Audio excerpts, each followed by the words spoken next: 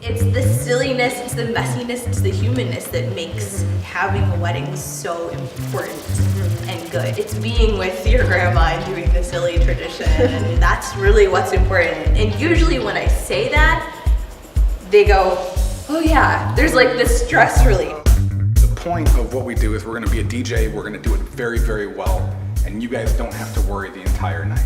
And I thought that the moment where a bride and groom got a comment on how not stressed they were was kind of the perfect example of what Backthird strives to do and what I've been striving to do as a DJ. We were past our contract time, but we gave this like little mini, like 15-minute just concert, just the bride and groom while they were waiting to like come back in and be announced into for their dinner, and they just kind of listened and they danced a little bit. It was just kind of this special little private little moment that, you know, sometimes as a musician you have these moments where, you know, you're just playing the song, it's just a job, it's just a gig, and then you have these other moments where it's like I'm bringing happiness into someone's life right now, and I would pay to do this, like to help them feel special like this. Wow, what a cool thing to do for so long. Yeah.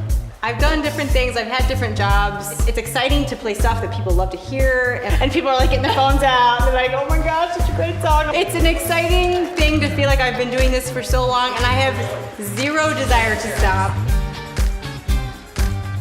I'm a firm believer that good people can turn any bad situation good again. You do good work and your brides and grooms are happy because you prepare and you find out what makes them happy, and you do it and you own it every weekend.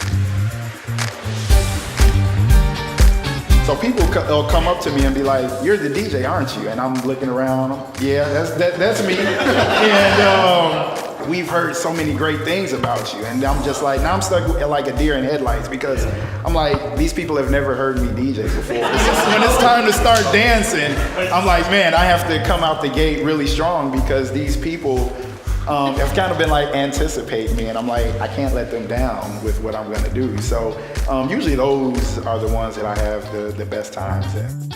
Before the wedding, a bride emailed me and said, hey, we've got a bunch of Cubs fans that are gonna be there, you know, and I'm not sure what we should do. You know, can you keep us updated on the game?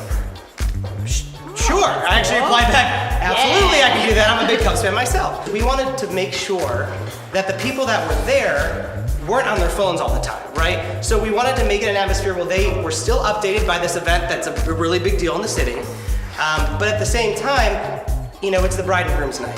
And so it turned from, oh my gosh, I don't know what to do about this, I feel really bad about all these Cubs fans at my wedding, to this is a night that everyone will remember for multiple reasons.